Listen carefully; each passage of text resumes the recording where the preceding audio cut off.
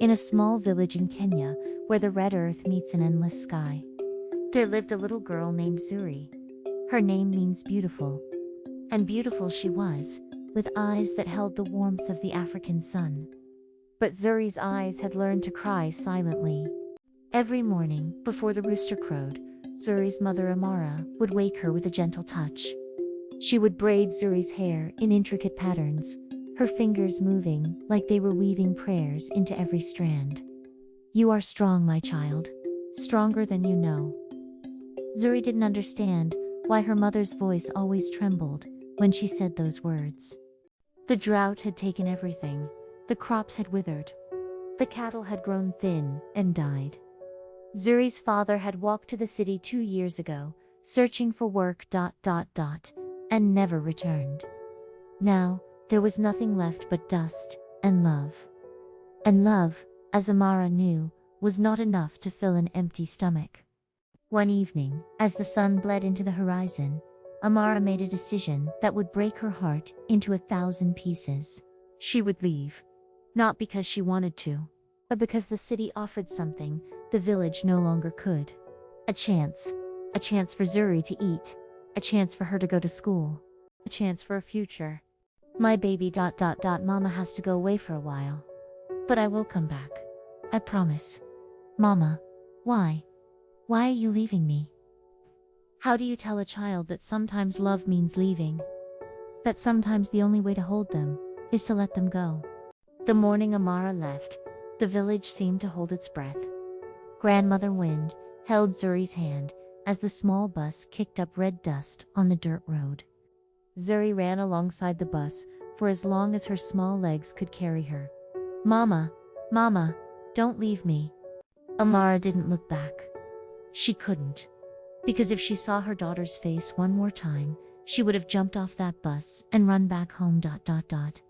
And then what would become of them? So she sat in her seat, her body shaking with silent sobs, whispering into the window, "Forgive me, my love. Forgive me." Days turned into weeks. Weeks turned into months. Zuri would sit on the same rock every evening, watching the road where the bus had disappeared. She would draw pictures in the dirt with a stick. Pictures of her mother, of their house, of them together again. "Your mother loves you, child. She is working hard for you. Then why does it hurt so much, Grandma?" Grandmother Wind had no answer, because some pains have no words. Some wounds have no medicine.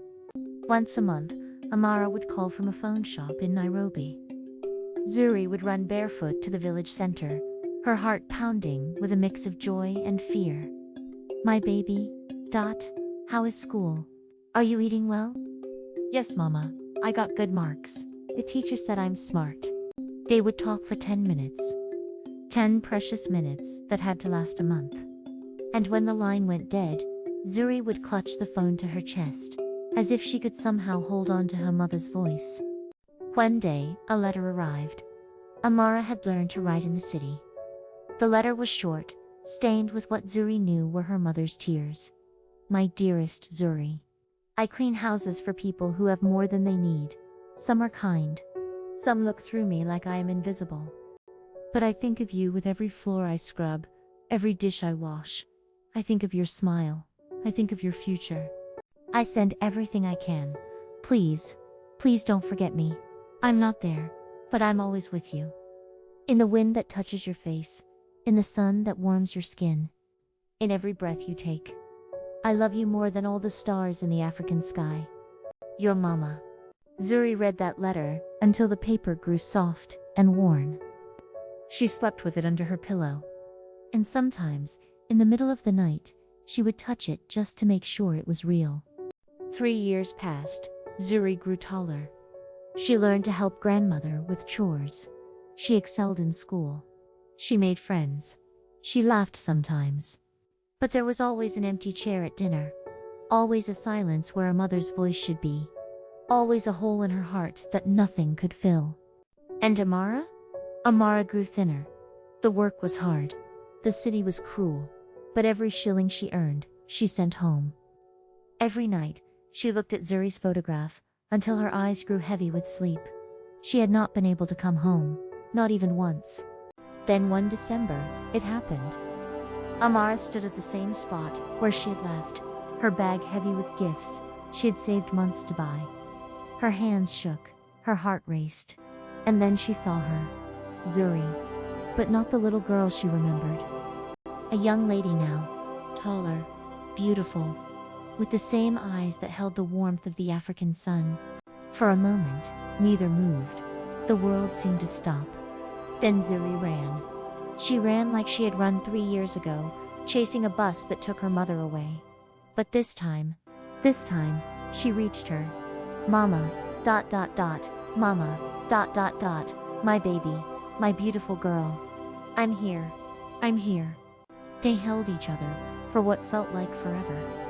3 years of tears, 3 years of longing, 3 years of love that distance could not kill. That night, as Zuri slept in her mother's arms for the first time in over 1,000 days, Amara whispered into the darkness, I missed everything. Your first day of middle school, your birthday parties, your tears, your laughter. I missed it all.